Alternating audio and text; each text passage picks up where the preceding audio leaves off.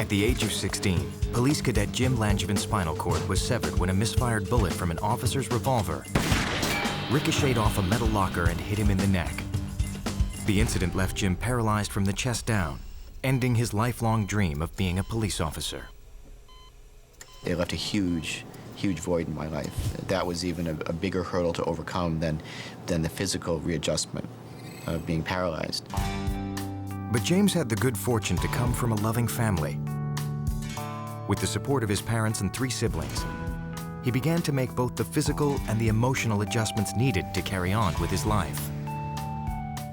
That was a big growing up period for all of us.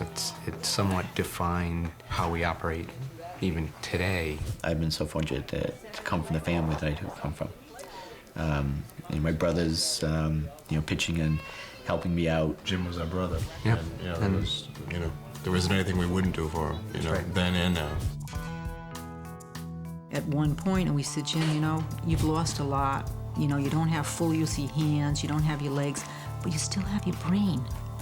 And we said, that's the most important part of your life is your brain. So you have to decide what you want. But it's up to you to develop that. With his mother's support, Jim was tutored in the hospital and was back in school 6 months after his accident. To the amazement of everyone, he graduated on schedule with the rest of his class a year later.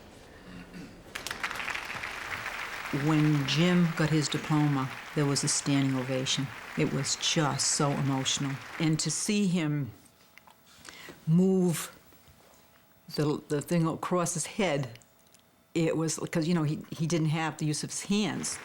So he just did that on his own, and at that point, it was just marvelous.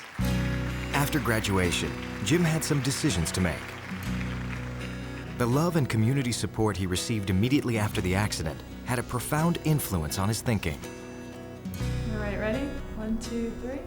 And it made me see the good that could happen when people of like mind and like purpose came together and wanted to make a difference. And it certainly is what inspired me to want to give something back to my community that had given me so much at a time when I really needed it.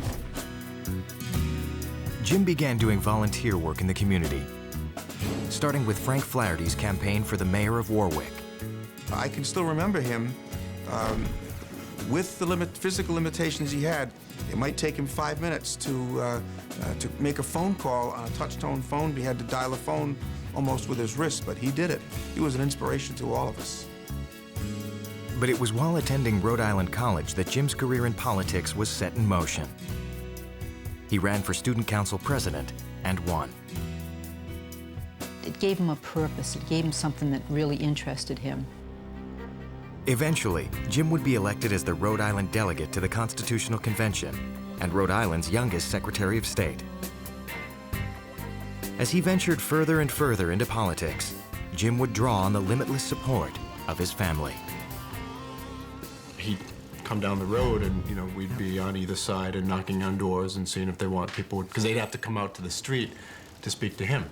We'd walk down the street with him and Deliver flyers, stuff envelopes, Work at the polls. work the polls. work at the polls election day, yeah. 20 years after the accident that changed his life, Jim Langevin was elected to one of the most powerful offices in the state.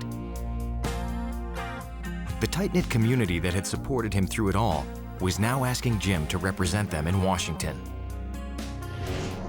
I remember the night that he won the election to the House of Representatives. That was just such a jubilant night. My husband and I came home and looked at one another and said, can you believe where he is now from where he was right after his accident? And it was just a proud moment. It's just something that's in your heart and you just kind of always remember it. Jim's presence in Washington caused some immediate changes on Capitol Hill. The House of Representatives was outfitted with wheelchair ramps, and the historic Speaker's podium was replaced with one that can be lowered, so the freshman congressman from Rhode Island could speak. H.R. 2360 is not perfect. Mr. Speaker, I am deeply concerned that this legislation implements structural changes proposed. He's broken down, first of all, the physical barriers in the building. but I know he takes great satisfaction in the fact that he has served as a model for other people who've been in an accident, who may be paraplegics or quadriplegics. Your life isn't over. You can accomplish great things, and he's done it, and you can do it.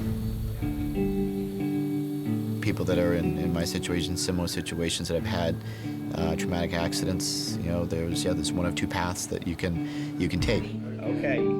How am I feeling? One is that you're gonna, you know, stay at home. You're gonna stay in the house and shut the world out and let the world, in a sense, pass you by.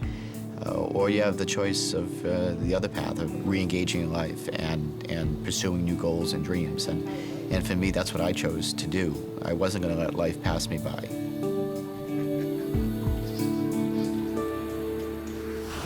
Mr. Speaker, I hope we'll have an opportunity to consider the DHS Reform Act. Jim Langevin has wasted little time making his mark in Washington.